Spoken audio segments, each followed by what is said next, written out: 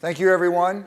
I'm Jerry Tinianow, Denver's Chief Sustainability Officer, and what a great time to be addressing this topic. Cities are now moving to the forefront of sustainability. It used to be, for those of us who've been around for a while, that these efforts were led, started, and sometimes ended at the federal government. But let's face it, our federal government is becoming less and less capable of leading in these areas, and cities are filling the vacuum. And I don't say that out of a sense of smugness. It's really more out of a sense of sadness, because we really do need national leadership. But in the absence of that, cities are now leading, and they're leading across borders. We don't just look at each other, Denver and Pittsburgh, we look at cities all over the world. And there's a couple of other reasons that the cities are important when it comes to sustainability.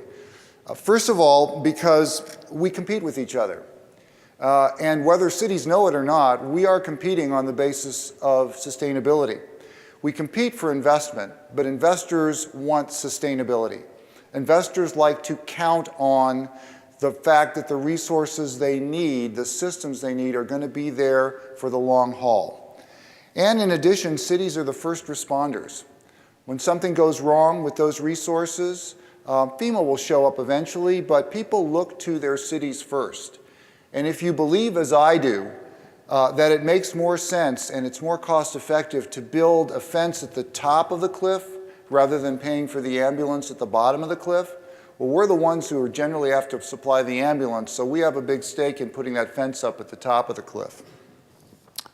In trying to decide what Pittsburgh could learn for Denver, I first wanted to see what Pittsburgh already knows. Where is it strong and where is it weak? And I looked at the rankings of cities. We've all seen these. I will give you a little bit of a caveat. There are good rankings and there are bad rankings. And a lot of the rankings of cities aren't particularly well done. So I don't make judgments about how cities compare with each other based on any single ranking. I look at a whole group of them. And we will be having a discussion at lunch, so those who are interested in the specifics of these rankings, I'd be happy to share them with you. But first, the good news with respect to Pittsburgh. Pittsburgh does well in areas such as its walk score and its transit score and its housing affordability as measured by the combined cost of housing and transportation, the H+T index established by the Center for Neighborhood Technology in Chicago. And it does very, very well in comparison to Denver when it comes to recycling, which is not surprising because Pittsburgh is at risk of inheriting trash from New York, and that's not really a risk that we have in Denver. But there are other areas where Pittsburgh doesn't do as well, and you've heard about some of them this morning. Conventional pollutants, air pollution, we already saw the map, water pollution, energy efficiency, which may be related to the ranking in the other two areas. Cycling. It's interesting that Pittsburgh's walk and transit scores are higher than Denver, but in cycling it's way behind Denver. And perhaps related in obesity. In general economic dynamism, the ability to attract new investment and the younger entrepreneurial people who are really filling up the big cities now. And generally environmental image. When you look at measures of environmental image across multiple rankings, you see some weakness there. So when we look at what Pittsburgh could learn, I'm going to float some general themes out here about the way we're doing things in Denver, and then invite you to join me for my table at lunch. First, I would suggest that Pittsburgh focus on resources. This is the way we approach sustainability in Denver. We don't try to define it. I came up through grassroots environmentalism, and believe me, you can spend days, weeks, or months trying to agree on a definition of sustainability. But we do talk about why we do it. And here it is. This is our formula. It's about basic resources. We believe that there are basic resources that our economy and our quality of life depend on, and that the reason the city is involved in this game is because we want to ensure that those resources are available and affordable. Those are not the same thing, by the way. Available and affordable for everyone. We don't use the term environmental justice, but we do use the term for everyone now and in the future. Now and in the future is intergenerational equity. So this is our formula. You notice we don't mention the triple bottom line. we are focused on resources. And when you're talking about sustainable prosperity, I guess you could say this is our definition of sustainable prosperity. It's when those basic resources in your community are available and affordable to everyone, both now and in the future. So what are those basic resources? Well, here they are. We picked 12 of them. And some of them are resources that are traditionally associated with sustainability, things like air quality and water quality and energy. And others are relatively new. Workforce, for example. There aren't a lot of city sustainability programs that deal with workforce. But from our point of view, it's kind of hard to have a good economy and a good quality of life if you don't have an educated workforce and a workforce that can actually get to work easily. Health is another one. In traditional environmentalism, health is an outcome, but we believe that health is actually a resource. A healthy workforce, a healthy populace is going to be more sustainable than one that isn't. And again, our objective is to ensure that these 12 resources are going to be available and affordable to everyone, both now and in the future. So I'm going to give you 5 basic principles that I would recommend to Pittsburgh. These are the ones that we follow. And we're happy to share our principles with other cities. Even though I mentioned that cities compete, we welcome you to imitate us in this approach about 5 years from now. Just give us about a 5-year head start. First, scale and urgency. A lot of city sustainability programs focus on the small, the kind of boutique-y type thing. To echo something that came up with a speaker earlier today, when we focus on scale and urgency, we are not going to pay a lot of attention to what kind of cups are on the table before you today. We're going to say, if we're worried about materials, we're going to say, what is the #1 material going into landfills in your area? And it's probably not those paper cups. In Denver, it's actually compostable materials, 58%. So we're going to start with the big stuff. That's scale. And urgency is you need to do it now, which is very difficult for municipal governments. Thomas Friedman talks about the difference between the Green Party and the Green Revolution. And Auden Schendler, the director of sustainability at the Aspen Skiing Company, in his book, Getting Green Done, he says, talking about green isn't the same as doing green. So you have to focus at large scale, move big numbers, and you have to do it with a sense of urgency. And in city government, urgency starts at the top. If the mayor isn't sending that message out, it's not going to do any good for anyone lower down in city government to do it.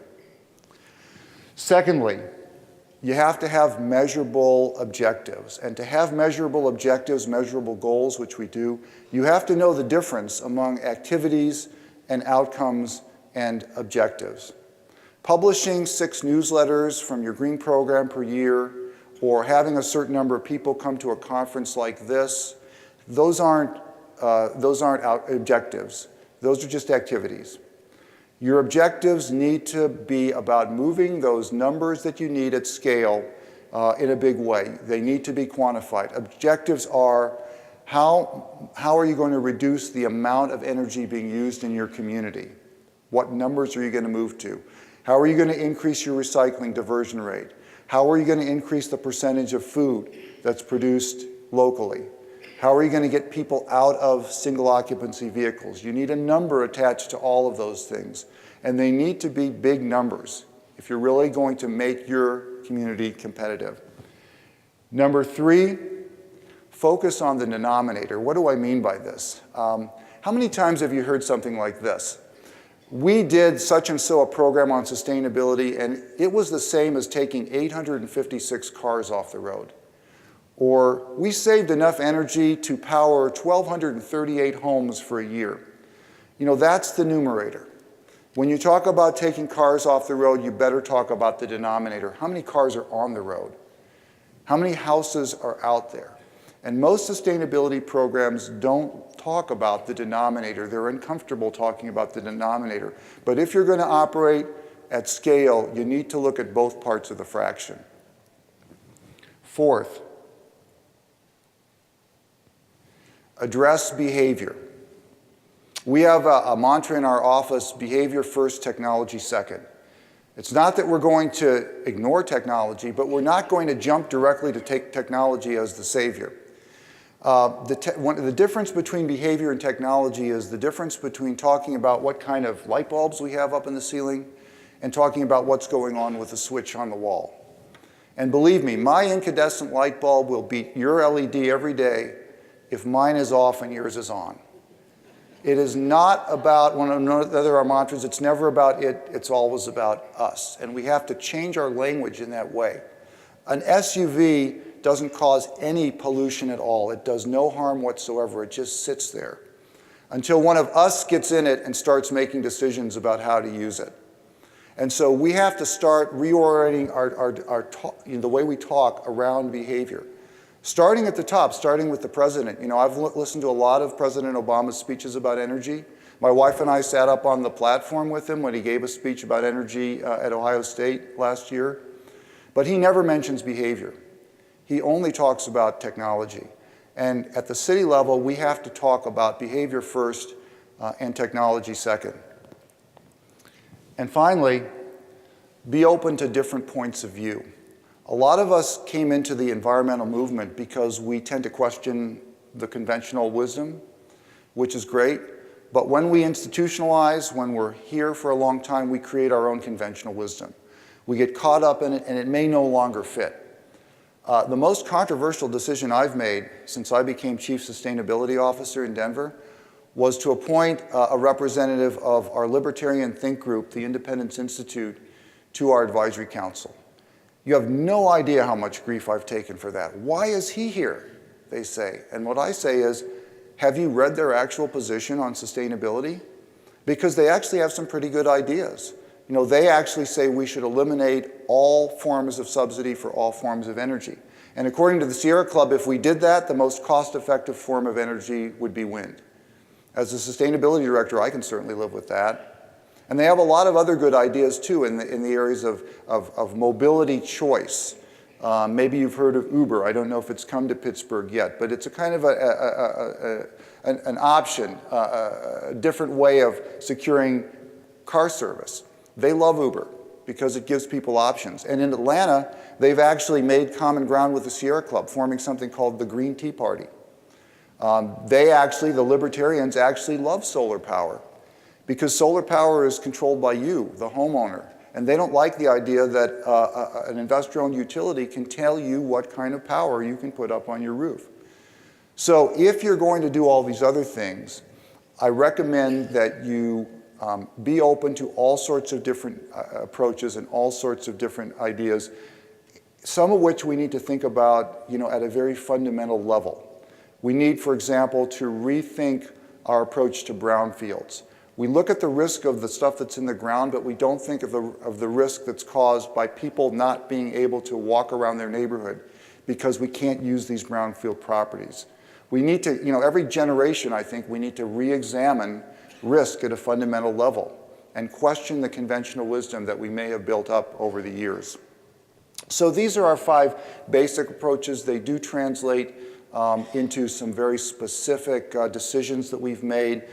We do have these discussion groups at noon, and I'd invite you to come to my table if you want to talk about how we approach some of these things specifically.